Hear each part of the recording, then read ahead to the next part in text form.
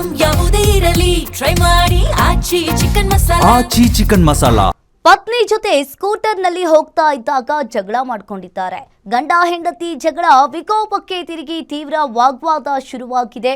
ಇನ್ನು ನಡು ರಸ್ತೆಯಲ್ಲೇ ಸ್ಕೂಟರ್ ನಿಲ್ಲಿಸಿ ಪತ್ನಿಗೆ ಗುಂಡಿಟ್ಟ ಗಂಡ.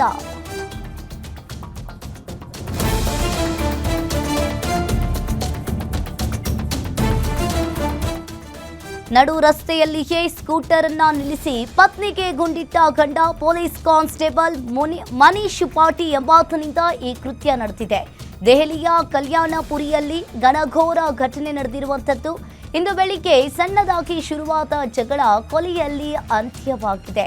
ಮಾತಿಗೆ ಮಾತು ಬೆಳೆದು ತನ್ನಲ್ಲಿದ್ದ ಗನ್ನಿನಿಂದ ಪತ್ನಿಗೆ ಶೂಟ್ ಮಾಡಿದ್ದಾನೆ. ಗಂಡನ ಗುಂಡೇಟಿಗೆ ಕೆಳಗೆ ಬಿದ್ದು ನಡು ರಸ್ತೆಯಲ್ಲಿಯೇ ಪತ್ನಿ ಪ್ರಾಣವನ್ನ ಬಿಟ್ಟಿರುವಂತದ್ದು.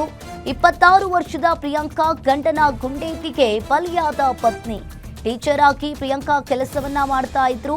ಇವತ್ತು ಬರ್ತ್ಡೇ ದಿನವೇ ಪತ್ನಿಗೆ ಚಟ್ಟ ಕಟ್ಟಿದ ಪತಿ ಮನೀಶ್ ಪಾಟಿ. ಇತ್ತೀಚೆಗಷ್ಟೇ AATSಗೆ ಪೋಸ್ಟ್ ಆಗಿದ್ದ ಮನೀಶ್ ಪಾಟಿ ಈಗಾಗಲೇ ಗಂಡ ಹೆಂಡತಿ ಜಗಳ ವಿಕೋಪಕ್ಕೆ ತಿರುಗಿ ತೀವ್ರ ವಾಗ್ವಾದ ಶುರುವಾಗಿದೆ. ಇನ್ನು ನಡು ರಸ್ತೆಯಲ್ಲಿಯೇ ಆಕೆನ ಗುಂಡಿಟ್ಟು ಕೊಂದಿರುವಂಥದ್ದು. ಈ ಬಗ್ಗೆ ಹೆಚ್ಚಿನ ಡೀಟೇಲ್ಸ್ ಅನ್ನ ನೀಡ್ತಾರೆ ಡಿಜಿಟಲ್ ಎಡಿಟರ್ ದಿಲೀಪ್. ಫೋನ್ ಸಂಪರ್ಕದಲ್ಲಿ ಜಾಯಿನ್ ಆಗಿದ್ದಾರೆ.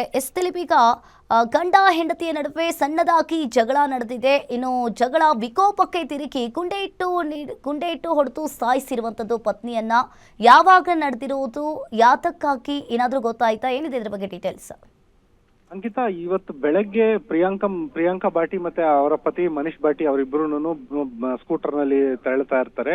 ಈ ಸಂದರ್ಭದಲ್ಲಿ ಗಂಡ ಹೆಂಡತಿ ನಡುವೆ ಸಣ್ಣದ ವಿಚಾರಕ್ಕೆ, ಒಂದು ಕ್ಷುಲ್ಲಕ ಕಾರಣಕ್ಕೆ ಜಗಳ ಶುರುವಾಗುತ್ತೆ. ಸ್ಕೂಟರ್ ನಲ್ಲಿ ಪ್ರಯಾಣ ಮಾಡ್ತಿರುವಾಗಲೇ ಜಗಳ ನಡೆಯುತ್ತೆ.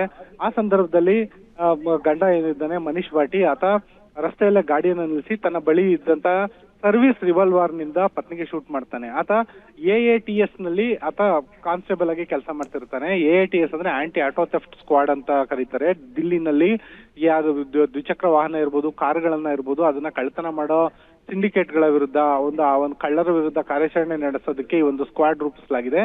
ಈ ಸ್ಕ್ವಾಡ್ಗೆ ಕೆಲವೇ ದಿನಗಳ ಹಿಂದೆ ಮನೀಶ್ ಬಾಟಿ ಸೇರ್ಪಡೆಯಾಗಿದ್ದ. ಆತ ತನ್ನ ಹೆಂಡತಿಗೆ, ಅದು ಕೂಡ ಆಕೆಯ ಬರ್ಡೇ ದಿನನೇನೆ ನಡು ರಸ್ತೆಯಲ್ಲೇ ಆಕೆಗೆ ಗುಂಡನ್ನ ಹಾರಿಸಿದ್ದಾನೆ. ಸಾಮಾನ್ಯವಾಗಿ ಈ ನಾರ್ಮಲ್ ವರ್ಕ್ ಮಾಡೋ ಕಾನ್ಸ್ಟೇಬಲ್ ಗಳಿಗೆ ಈ ರೀತಿಯಾದಂತ ಸರ್ವಿಸ್ ರಿವಾಲ್ವರ್ ಗಳನ್ನ ಇಶ್ಯೂ ಮಾಡೋದು ಕಡಿಮೆ. ಆದ್ರೆ AATS ನಲ್ಲಿ ವರ್ಕ್ ಮಾಡ್ತಿದ್ದಂತ ಕಾರಣಕ್ಕೆ ಆತನಿಗೆ ಇತ್ತೀಚೆಗಷ್ಟೇ ಆತನನ್ನ ಪೋಸ್ಟ್ ಆಗಿತ್ತು. ಇತ್ತೀಚೆಗಷ್ಟೇ ಆತನಿಗೆ ಸರ್ವಿಸ್ ರಿವಾಲ್ವರ್ ನ ಇಶ್ಯೂ ಮಾಡಲಾಗಿತ್ತು.